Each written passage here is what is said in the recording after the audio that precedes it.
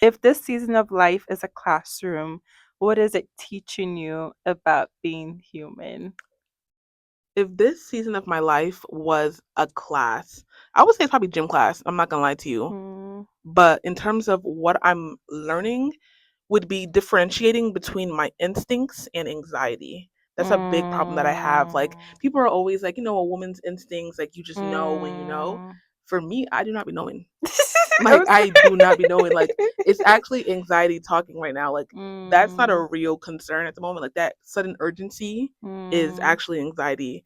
And I have to learn how to differentiate between like when like my actual human instincts are trying to save me versus like mm, you're frightened and that voice is very loud. It's harder to mm, ignore. It's a struggle. So I would say gym class, physical mm, education. mm. But I think it's interesting that the analogy you gave is like gym class. yeah, because gym class is one of those classes where like it seems like it should be easy. Like you think like you just show up there, you play sports. Like when I took gym in high school, I got 100 every single semester, but Hmm. it actually wasn't that easy. Like you actually have to play the sports. That is Yeah, and there's true. effort That that has to be is put into it, true. and you can actually see your progression in all the classes. I remember when I first began gym class in like sixth grade, I was Hmm. nervous to play in front of my classmates. So like we'd play volleyball, and like the balls would come near me, and I would deliberately dodge them. I'd be like, "Ah, guys, I can't play volleyball. I'm actually really bad."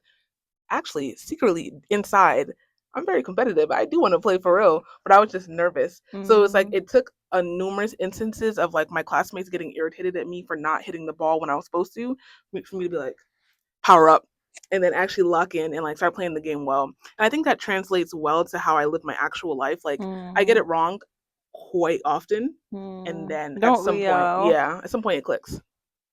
I feel like most people, myself included, I think can relate to that in terms of this idea of getting it wrong. But I think in a society that we live in, it's not the norm for us to like talk about that. It's not the Yeah, norm to say like I'm learning in this, I'm growing or I don't have all the answers. yeah, Ooh, this reminds me of this was in one of my psych classes in college, and one of the professors, he's from China, and he was expressing the cultural difference. I forgot exactly what he said. I don't want to butcher his take, but essentially he thought it was interesting when it comes to American society, the expectation that if you ask someone a question, you're always supposed to have an answer. Like yeah, everyone is expected to always have an opinion. Like, for example, in class discussions, the professor asks us a question, you're expected to have a profound answer. Whereas he felt like growing up in China, that wasn't quite his experience, that students were expected to necessarily be opinionated on like everything. everything, yeah. And he was just kind of, it was that really stuck with me in terms of the lens in which we look at life. This expectation to always know, this pressure to always know, to always have an Yeah. answer, to always say this is what I have to say, and like what harm does that cause Yeah. sometimes. Especially in today's day and age. I was talking about this with my brother the other day where Mhm, I feel like, yes, it's really important to honor everybody's thoughts on things, but mhm, there does get to a point where you can't make an educated opinion about that topic because you just don't know enough about it. And I feel mm, like that's something that I have gotten better at saying, I don't know. I don't know. mm, I don't know enough about this. I might have a preliminary opinion based off of like what I've heard, but it's not mm, strong enough to compete with an expert's thoughts or honestly with mhm, anyone else's thoughts because they have a much more fleshed out opinion based off of like their actual lived experience. Like mhm, I had a guest speaker come to my class the other day. He was mhm, someone who struggled with drug addiction for a long time, but now he's mhm, a program director for a center that works with sex workers, with people who struggle mm, with addiction, et mm, cetera, et cetera.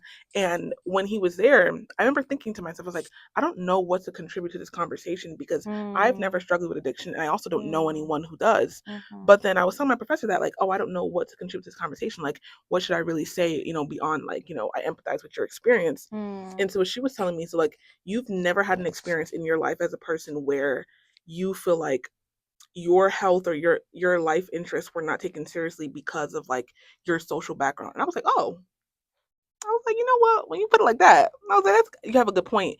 But at the mm, same time, I would never want to make my voice louder than his mm, because he's going off of like what he's seen with his own two eyes. I'm going off of mm, like a secondary experience that I can relate to what you're saying, but mhm, ultimately it's not one to one with your own experience. And I think mm, that's a big thing. Like I think it's okay to say like I've experienced something similar. I understand to some extent, but I want to mhm, hear more from you about it because I just don't know. And I think mm, more people should get comfortable saying, I don't have an opinion on this because I don't mm. know.